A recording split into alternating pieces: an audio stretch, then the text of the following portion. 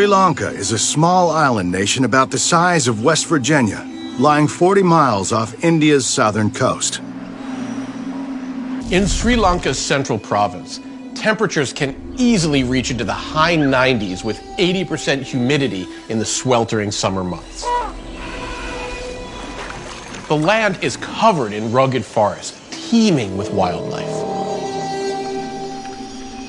At the heart of this tropical landscape, as if exploding from the surrounding jungle, is an awe-inspiring rock monolith, reaching 660 feet above the rainforest floor. The massive rock pillar stands above the landscape, visible for miles, and yet somehow it was forgotten to the rainforest for more than 1,000 years.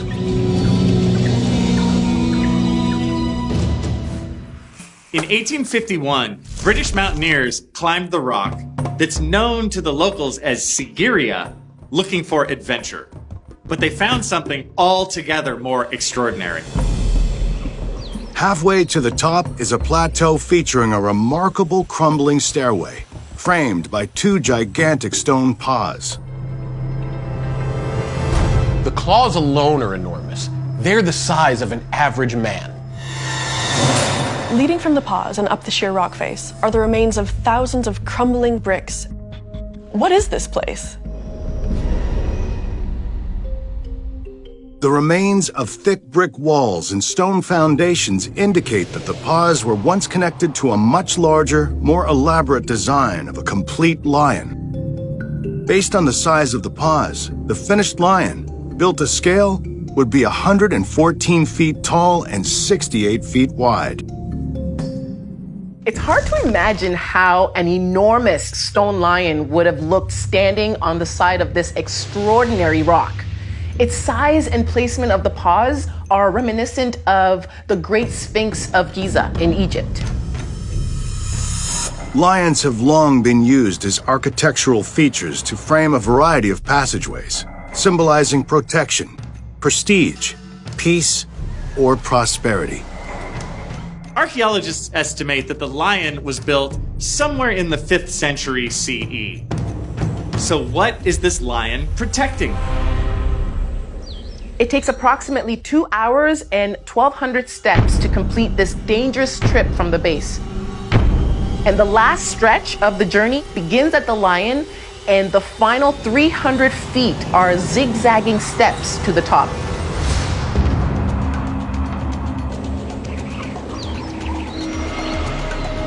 The breathtaking summit is covered by 3.7 acres of landscaped gardens, terraces, and the foundations of many large structures.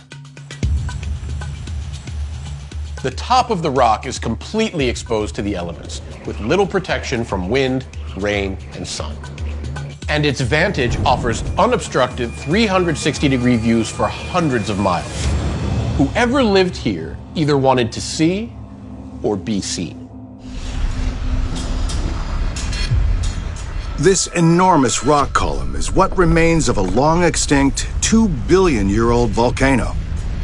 Over time, battered by weather, the volcano eroded away, leaving the hardened magma core surrounded by rainforest.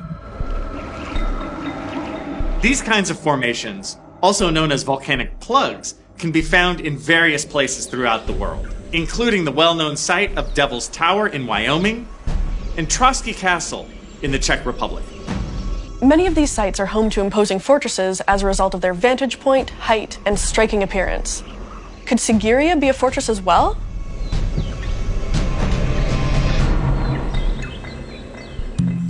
Given the limited points of entry, huge rain-fed reservoir, and gravity-watered gardens, the structure of the summit has a defensive, bunker-like quality.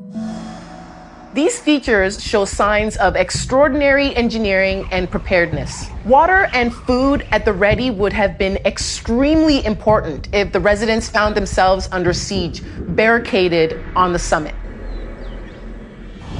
But down on the ground, among the thick trees, archaeologists discover massive earthen walls in multiple moats, encircling 1.5 hectares of land to the west and east of the rock pillar. These walls and moats are enormous. Local legend states that the outer moat, now dry, was once teeming with crocodiles. Whoever built this site went to extraordinary lengths to keep their enemies out and their residents safe within. Who lived here? Continuing to explore the site, archaeologists discover, in an overhang 330 feet above the ground, a series of wall paintings, or frescoes of beautiful women. Some experts believe these could be depictions of goddesses or nymphs. Their style is similar to the frescoes in the Ajanta caves in India that show many noble and powerful women in prominent roles. Maybe these images at Sigiriya depict the ladies who lived here at the time.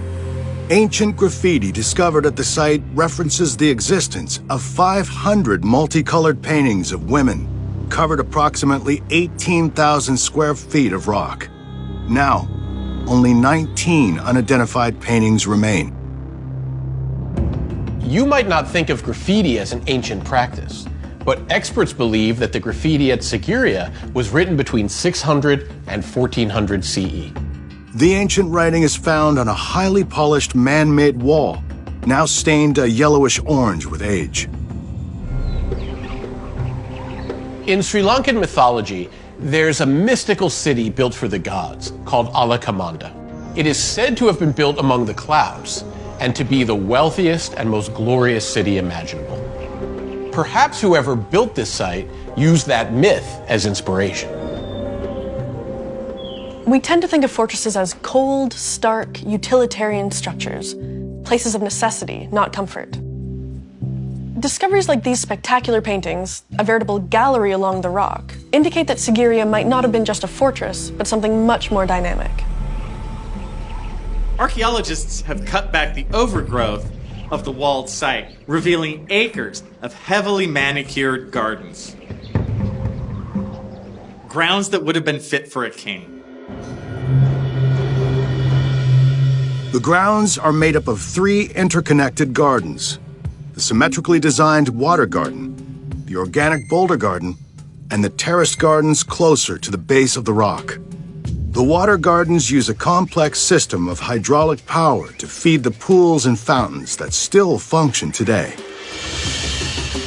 These water gardens and fountains are a feat of engineering. The fact that builders 1,500 years ago were able to envision and construct a hydraulic-powered underground tunnel system that uses gravitational forces to feed the pools and fountains of its gardens is astonishing. Sigiriya seemed to offer so many comforts that it would be easy for someone to forget how heavily fortified the site actually was. The complex garden layout is similar to the design of many European castle grounds and even the Taj Mahal, and yet it predates most of them by at least 500 years. Perhaps Sigiriya was a castle.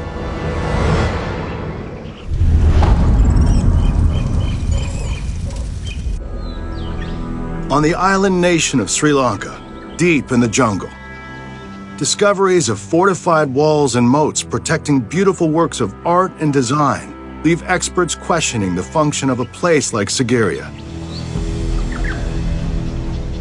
Archaeologists surveying the majestic grounds stumble upon hollowed-out, primitive-looking cave shelters in the boulder gardens below the rock.